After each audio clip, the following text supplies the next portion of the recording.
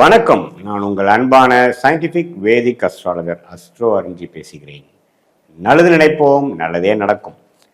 இப்போ பார்த்தீங்கன்னா நம்மளுடைய வீடியோஸ் எல்லாம் அறிவியல் சார்ந்த ஜோதிட கருத்துக்களாக பார்த்து கொண்டிருக்கிறோம். சயின்டிஃபிக் வேதிக் அஸ்ட்ராலஜி முறையில் ஒரு கிரகமும் ஒரு கோச்சார அமைப்பில் ராசிக்கு எந்த இடத்துல வந்தால் எது மாதிரி ஒரு தாக்கத்தை கொடுக்கும். அது ஆண்டு கிரகமாக இருந்தாலும் சரி, மாத கிரகமாக இருந்தாலும் சரி, ஒருங்கிணைத்து பார்க்கும் பொழுது எது மாதிரி ஒரு தாக்கத்தை கொடுக்குது. ஏன்னா ராசி தான் பார்த்தீங்கன்னா உங்கள் மனசை குறிக்கக்கூடிய, மனோகாரனை குறிக்கக்கூடிய ஒரு அமைப்பு. ஸோ அந்த ராசிக்கு குரு, ராகு, கேது, சனி போன்ற கிரகங்கள் இத்தனாவது இடம் இந்த மாதிரி பக்கத்தில் வரும் பொழுது, ஒரு இடத்துக்கும் வரும் பொழுது எது மாதிரி தாக்கத்தை கொடுத்து எது மாதிரி வாழ்க்கை சம்பவங்களை அமைத்து கொடுக்க போகிறது அப்படிங்கிறத நம்ம துல்லியமாக சயின்டிஃபிக் வேதிக் அஸ்ட்ராலஜி முறையில் ஒளி தத்துவ முறையாக நம்ம பார்த்து கொண்டிருக்கிறோம்.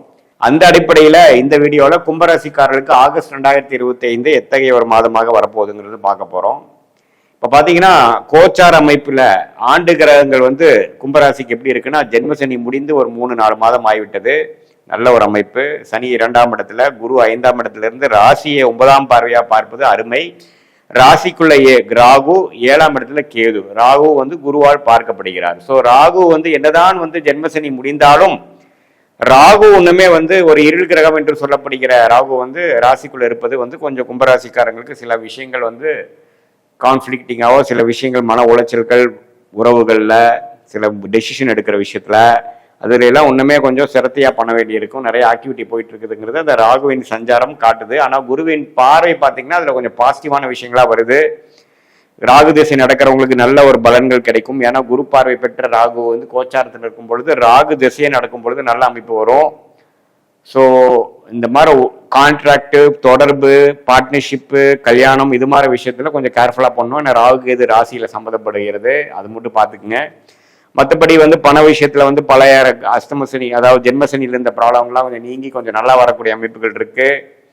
ராசி குருவை பார்க்கறதுனால ஆகஸ்ட் மாதம் முழுசுமே மன உற்சாகத்தோடையும் சில விஷயங்கள் வாழ்க்கையில் அடுத்து என்ன செய்யலாம்ங்கிற மாதிரி சில விஷயங்கள்லாம் நீங்கள் எதிர்நோக்கக்கூடிய அமைப்புகள் உண்டு. ஸோ மாத கிரகங்கள் எப்படி இருக்குன்னு பார்த்தீங்கன்னா, சுக்கிரனும் 5ஆம் இடத்துக்கு வரார். 4ஆம் வீட்டு அதிபதி 5ஆம் இடத்துக்கு வருகிற பொழுது அந்த குழந்தைகள்னால சில பெனிஃபிட்ஸு, குழந்தைகள் மூலமாக ஒரு சில நன்மைகள் நடந்து அவங்க வாழ்க்கையில் செட்டில் ஆகிறாங்க. அவங்களுக்கு சில பாசிட்டிவ் இவ்வளோ தூரம் நம்ம முயற்சி பண்ணது அவங்களுக்கு ஒரு செட்டில்மெண்ட் ஆச்சு. சுப விஷயங்கள், தடைகள் நீங்கிறது, அது மாதிரி ஒரு நல்ல விஷயங்கள் இருக்குது. பூர்வீகத்தில் ஒரு நல்ல அமைப்பு, பூர்வ புண்ணிய ஸ்தானத்தில் ஒரு நல்ல அமைப்பு, இது மாதிரி சில விஷயங்கள்லாம் பாசிட்டிவாக இருக்குது. 11ஆம் வீட்டையே பார்ப்பதனால சில லாபங்கள், சில பெனிஃபிட்ஸ் பல ஆண்டுகளுக்கு முன்னாடி செய்த சில இன்வெஸ்ட்மெண்ட்டில் பெனிஃபிட் அடைகிறது, லாபங்கள் பெறுவது, குடும்பத்தில் ஒரு சுப விஷயங்கள் நடக்கிறது, அது மாதிரி பாசிட்டிவான விஷயங்கள் இருக்கும். இப்போ பார்த்தீங்கன்னா சில பேர்த்துக்கு இந்த 9ஆம் இடம் என்று சொல்லப்படுகிற சுக்கிரனே ஜூன் ஜூலைலாம் கொஞ்சம் கடுமையாக பாதிக்கப்பட்டு வரும் பொழுது தந்தையார் விஷயங்கள்லாம் சில பேருக்கு சில பிரச்சனைகள் ஆகுது. அது மூலமாக சில கைக்கு சில விஷயங்கள் இவங்களே செய்யணும் அப்படிங்கிற மாதிரி சில பூர்வீக விஷயங்கள்லாம் வருது. அதே சமயத்தில் 7ஆம் இடம் என்று சொல்லப்படுகிற சூரியனே பார்த்தீங்கன்னா மாதத்தின் ஸ்டார்டிங்ல எல்லாம் பார்த்தீங்கன்னா 2 வீக்ஸ் 6ஆம் இடத்துல இருக்கும் பொழுது நீங்கள் யாரோட பழகிறீங்க அது மாதிரி விஷயத்துல கொஞ்சம் கேர்ஃபுல்லாக இருக்கணும்.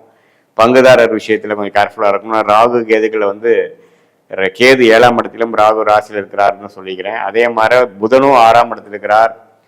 ஸோ உடல் உபாதைகள், கொஞ்சம் வம்பு வழக்குகள், கருத்து வேறுபாடுகள்லாம் கொஞ்சம் நீங்கள் பழகிற விஷயத்தில் இருக்கக்கூடிய அமைப்புகள் அந்த மாதிரி அந்த 6ஆம் பாவம் கொஞ்சம் வேலை செய்யுதுங்கிறது நீங்கள் தெரிஞ்சுக்கணும். ஸோ கொஞ்சம் கேர்ஃபுல்லாக இருக்கக்கூடிய அமைப்புகள் இருக்குது.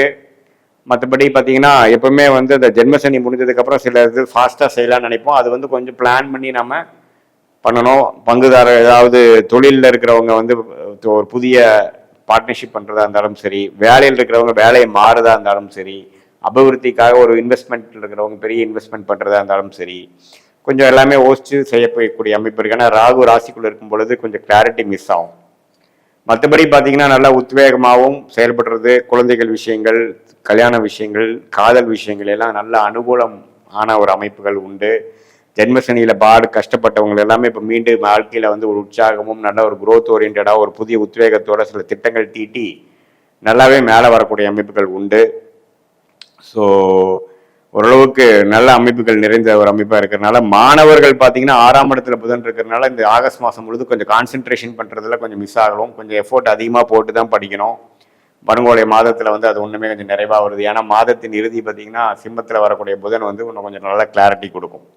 இதுதான் ஓரளவுக்கு ஜென்ரலான ஒரு அமைப்புகள் கும்பராசிக்காரர்களுக்கு. இது வந்து ஒரு பொதுவான அமைப்புகளே தவிர உங்களுடைய ஜென்ம ஜாதகத்தில் நீங்கள் பிறந்த தேதி பிறந்த நேரம் வைத்து எது மாதிரி தசாபுக்தி போய் கொண்டிருக்கிறது, நீங்கள் எந்த லக்னத்தில் பிறந்தீங்க.